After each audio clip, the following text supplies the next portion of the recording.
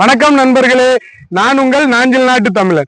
இன்னைக்கு நம்ம எங்க வந்திருக்கோம்னு பாத்தீங்கன்னா, கன்னியாகுமரி மாவட்டத்தோட எல்லையான முப்பந்தல் இசக்கியம்மன் கோவிலுக்கு வந்து முப்பந்தல் கோயிலுக்குனே பாத்தீங்கன்னா தனி சிறப்பு இருக்குது. அதான் நம்ம பாருங்க, கோவில் முன்னாடி வந்திருக்கோம்.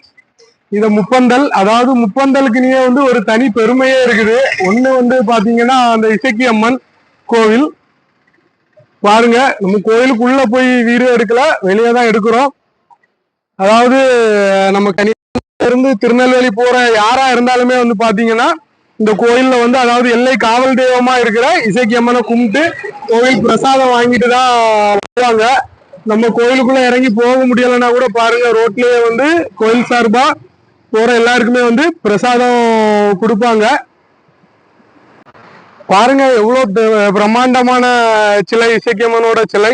இது என்னன்னா, நமக்கு இது போர்வேலையே அமைஞ்சிருக்குது. அதாவது நாகர்கோவில்ல இருந்து நம்ம காவல் கிணறு, அருள்வாய் மொழிக்கும் காவல் கிணறுக்கும் நடுவுல முப்பந்தல்ங்கிற இடத்துலதான் இந்த கோவில் அமைஞ்சிருக்குது. அதாவது இந்த இடத்துக்கு முப்பந்தல்ங்கிற பேர் வந்ததுக்கான காரணமே என்னன்னு பாத்தீங்கன்னா, அது பழங்காலத்து கதை. ஔவையார் மூதாட்டி வந்து சேரச்சோழ பாண்டியர்களான மூவேந்தர்களும், அதாவது ஒருத்தருக்கு ஒருத்தர் சண்டை போட்டு அந்த மாதிரி இருந்த சூழ்நிலையில மூணு வரையுமே கூப்பிட்டு இந்த இடத்துல ஒரு உட்கார வச்சு அவங்கள சமாதானப்படுத்தி, இனி நீங்க மூணு வரையுமே சண்டை போடக்கூடாது, அந்த மாதிரி ஒற்றுமையா இருக்கணும் அப்படின்னு சொல்லி மூவேந்தர்களும் வந்து இருந்து ஔவையார் பட்டியோட பேச்சுக்கு இணங்க அவங்க சமாதானம் ஆகி நண்பர்கள் ஆகி போன இடம். அதனாலேதான் இந்த இடத்துக்கு முப்பந்தல், அதாவது மூன்று வேந்தர்களும் வந்து மூன்று பந்தல் போட்டு இருந்து அமர்ந்த இடம்னாலதான் இதுக்கு முப்பந்தல்னு பேர் வந்தது. அதுக்கப்புறம் இங்க வந்து இந்த இசக்கியம்மன் வந்து ரொம்பவே சக்தி வாய்ந்த அம்மன். அதாவது பாருங்க, அதாவது ரோட்ல போற எந்த ஒரு வாகனமா இருந்தாலுமே இந்த இடத்துல நிக்காம போகாது. இங்க ஒவ்வொருத்தருமே வந்து அந்த அம்மாவை வந்து அவ்வளவு தூரத்துக்கு நம்பிக்கையோட கும்பிட்டு இருக்காங்க.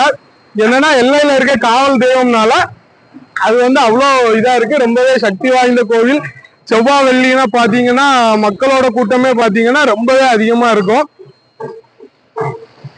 இந்த மாதிரி நாஞ்சில் நாட்டோட பெருமைகளை பத்தின வீடியோஸ் நீங்க ஃபர்தரா பார்த்துட்டு இருக்கணும்னு சொன்னா நீங்க நம்ம சேனலை சப்ஸ்கிரைப் பண்ணுங்க. அப்பதான் நம்மளோட ஃபர்தர் வீடியோ அப்டேட்ஸ் உங்களுக்கு கிடைச்சிட்டு இருக்கும். Thank you friends.